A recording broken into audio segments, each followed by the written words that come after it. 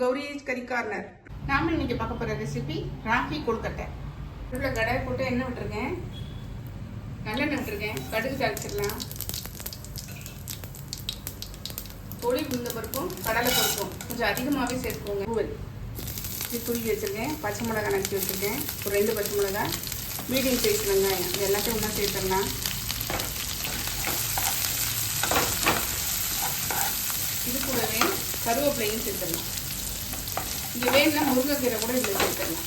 வதங்கினாலே போதும். நம்ம இப்போ வந்து நிலக்கடலை பருப்பு அதையும் சேர்த்துடலாம். இது வந்து வறுத்தது, அதனால தான் நான் கடைசியாக சேர்க்குறேன். இது கூட கொஞ்சம் பெருங்காயத்தூள் இந்த அளவு வதங்கினாலே போதும். இது இந்த கப்பு தான் ராகி மாவுக்கு. இதுக்கு 2 கப்பு வந்து தண்ணி ஊற்றிக்கலாம். உப்பு சேர்த்துட்டேன். இதில் தேங்காய் துருவி வச்சுருக்கேன். மிக்ஸி ஜாரில் போட்டு ஒரு ஓட்டு வச்சுருக்கேன். அதையும் இதில் வந்து சேர்த்துட்றேன். நீங்கள் வேணும்னா சின்ன சின்ன பல்பெல்லாம் கீரி கூட நறுக்கி போட்டுக்கலாம். நல்லா கொதிக்க ஆரம்பிச்சிச்சு பாருங்க. இப்போ வந்து அடுப்பு சிம்மில் வச்சுக்கிட்டு நம்ம இந்த ராகி மாவு கொஞ்சம் கொஞ்சமாக சேர்த்து கிளறி விட்டுடலாம்.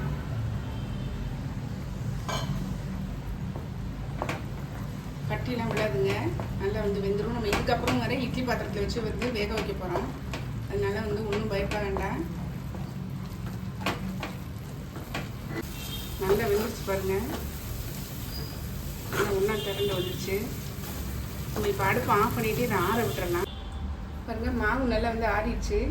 கையில் ஈரம் பண்ணிவிட்டு இப்படி வந்து நீங்கள் டபுள் ஷேப்லேயோ அல்லது ரவுண்டாகவும் வந்து உருட்டிக்கலாம். நான் வந்து இப்போ வந்து இந்த கொழுக்கட்டை மாதிரி இப்படி உருட்டிக்கிறேன்.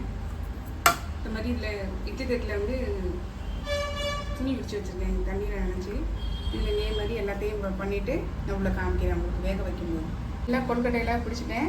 இப்போ நம்ம வந்து இட்லி பாத்திரத்தில் தண்ணி ஊற்றி கொதிக்க வச்சுருக்கேன், வச்சு வேக வச்சிடறேன். இட்லி பாத்திரத்தில் தண்ணி வந்து கொதிச்சுட்ருக்கு. உள்ளே வச்சு வேக வச்சுக்கலாம். மூடி ஒரு 10 மினிட்ஸ் வந்து வெந்தால் போதும். மூடி வச்சிடலாம்.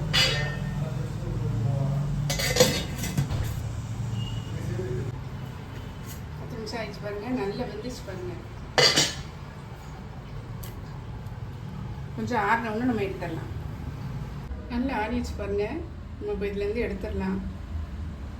பாருங்கள், செம்மையாக இருக்கும். நம்மளுடைய ராகி கொழுக்கட்டை பாருங்கள், செம்ம டேஸ்ட்டே சூப்பராக ரெடி ஆகிடுச்சுங்க. மிருதுவாக வேறு இருக்குது. நல்லா எப்படி சொல்கிறது, ஒட்டாமல் நல்லா சாப்பிட்றதுக்கு சாஃப்டாக சின்ன குழந்தைங்கலேருந்து பெரியவங்க வரைக்கும் சாப்பிட்ற மாதிரி இருக்குது. நீங்கள் வந்து ஈவினிங் டிஃபனுக்கு கூட நீங்கள் யூஸ் பண்ணிக்கலாம், இல்லை நைட்டு டின்னருக்கு யூஸ் பண்ணிக்கலாம். நான் வந்து எதுவும் தொட்டுக்கிறதுக்கு தேவையில்லை. நான் எனக்கு தேங்காய் சட்னி அரைச்சி வச்சுருக்கேன்.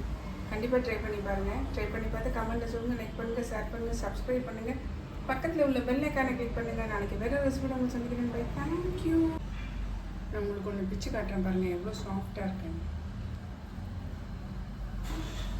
செம்ம டேஸ்டியாக இருக்குங்க.